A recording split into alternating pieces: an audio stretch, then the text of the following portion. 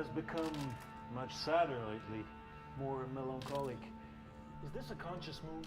He's similar to me in that he's egocentric, self-pitying. This is I think everybody can embody those sort of personality facets. I think there's a part of that in everybody. But he's similar to me, but he looks like me. He talks like me. One of the reasons that I was interested in taking this role is that I can see, very much understand the feelings a person gets when they get to a point when they intoxicate themselves too much, they get too much attention and they don't really understand who they are or what life's about, and how that can lead to a certain place, which I saw in that character, and I've been there. I like to think that I'm not there anymore, but I very much understood that.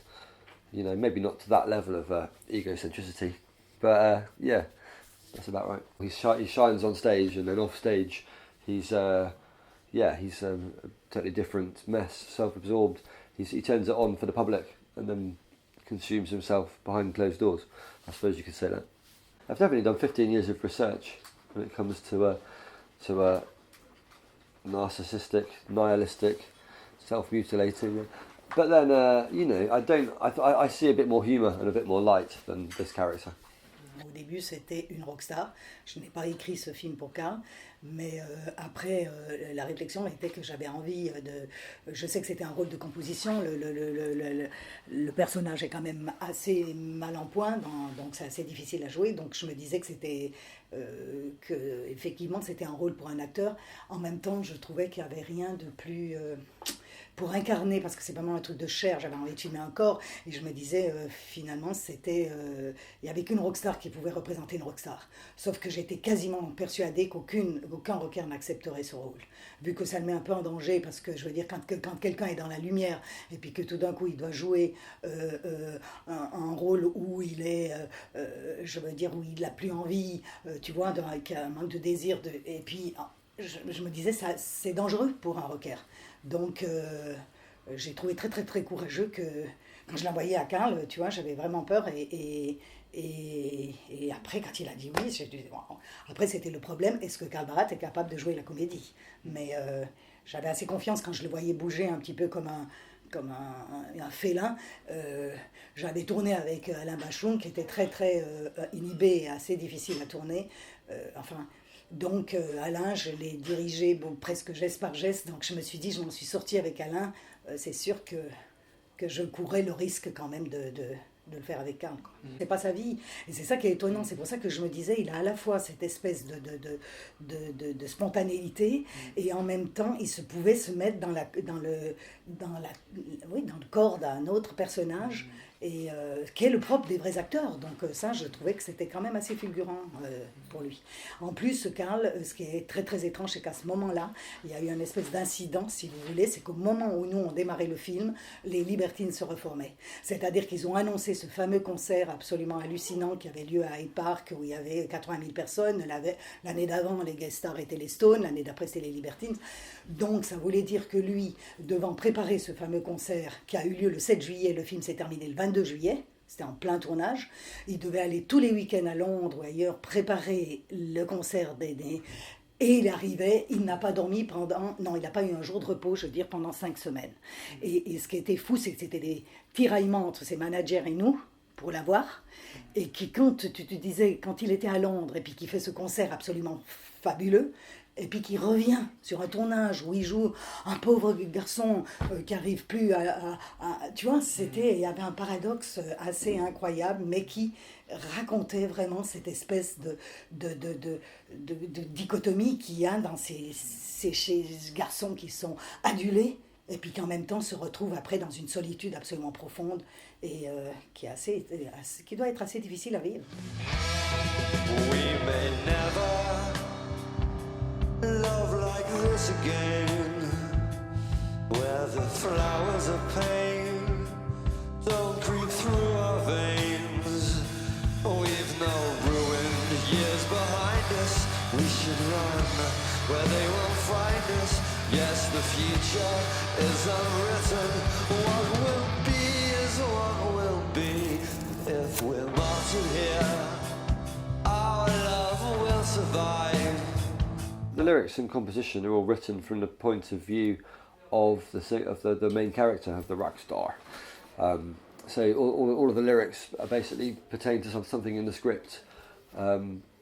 It's totally personal to him. It's not personal to me. It's like that's his songs that he would sing, I guess, and inspired by the world of generic rock star, groupie, manager, that kind of those kind of relationships. Yeah, I didn't want to put any of my own artistic kind of inspiration in them. The idea is it's totally his. I had to put myself into the head of the character to write the songs, and I remember a time when I was writing songs of that nature, so I guess I could go back to thinking how he would write.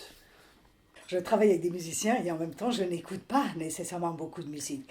Donc quand j'écris toujours dans le silence, je n'arrive pas.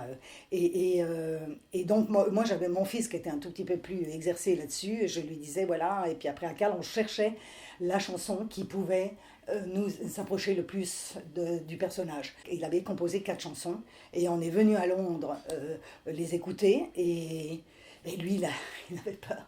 Et effectivement, c'était magnifique. On avait les chansons au milieu du tournage, évidemment, et tous les plans avec les chansons ont été chantés en playback. Et la musique en plus additionnelle, là, ça, on l'a fait au moment du montage. C'était là qu'il était en tournée avec les Jackals, plus les Libertines, mais les Jackals. Davey's someone that I met when I first started doing my solo record. And he became a great friend. We travelled around a lot together in England. He's actually a lecturer at university, but we wrote some stuff together for my first album. He's just someone I could definitely rely on to do this project, because I knew he'd have a big understanding of incidental music and getting strings in and all that sort of thing. So I learned a lot from him. There's a song in the movie, The Innermost Light, with him. Yeah. This song existed before the movie. I think it was written for a commercial. We were going to get some money from a commercial, but the commercial never used it in the end, and then we changed the lyrics, and we ended up just using it for this because we thought it was quite powerful, and it was fitting. This is the one song actually in the whole film that wasn't written specifically for the film. I forgot that one, sorry. The lyrics, so it's all about light and dark, and it totally reflects what's going on with the character, really. Under this bitter moon, let's give that a try. Life's a tunnel through the blindness. I'm your eyes and you're my highness. We'll never crack under the weight of our dream. What is the story about the song Peroxide Doll hummed in the film by Audrey Bastien? Oh, the idea is that she's a groupie and she remembers that from a long time ago, and it was written so long, and she sung it kind of embarrassingly, and it was when she sung it back to him, it was something he'd done so long ago. He was embarrassed, like, oh, fuck off, like what song? I think that was the idea for that one, and it was about her, and for her it was the reason she dyed her hair blonde, to be like this image that he created, and she was following. I think it's to show how deep the groupie wanted to go into, how obsessed she was with following that path by him. The script wanted a song. I think it was the song they wanted to call it My Blonde Baby, but we decided that wasn't a very good title, so we switched that to Peroxide Doll.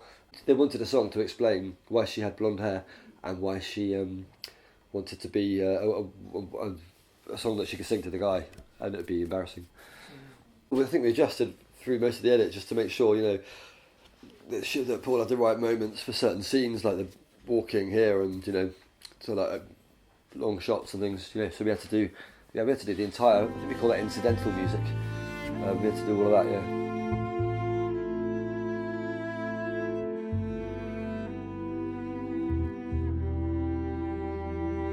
If you want any films done, you just speak to me, man. I'll compose the shit out of it. Yeah, of course, yeah. I love films. I watch films as often as I can. I watch films more than I read or listen to music.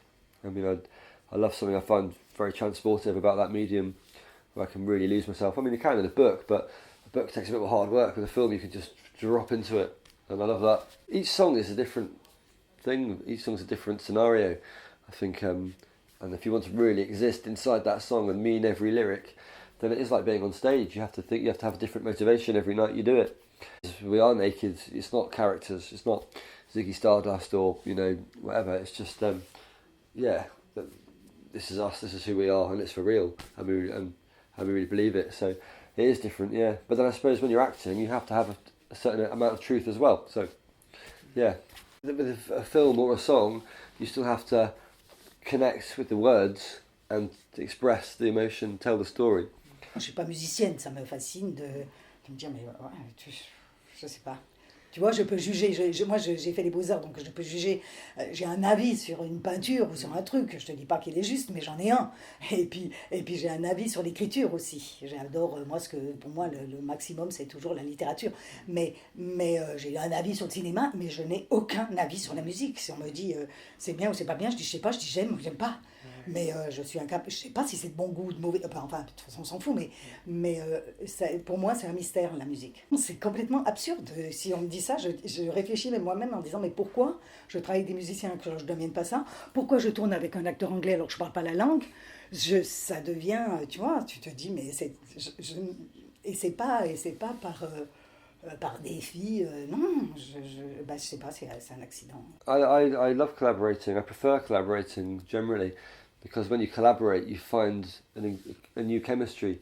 When you work with somebody else, whoever it is, it's always different from whoever it was. I guess it's like when you have a great friend. If you lose a friend or someone you love, then you lose a chemistry, a personality dies with them that you can never be again. And I love that when working on different kinds of projects, being able to have that chemistry and create this thing which is bigger than the sum of our parts that exist together. So I love collaborating for that reason. I can't be bigger than the sum of my own parts, but together with somebody else or a group, then that's possible.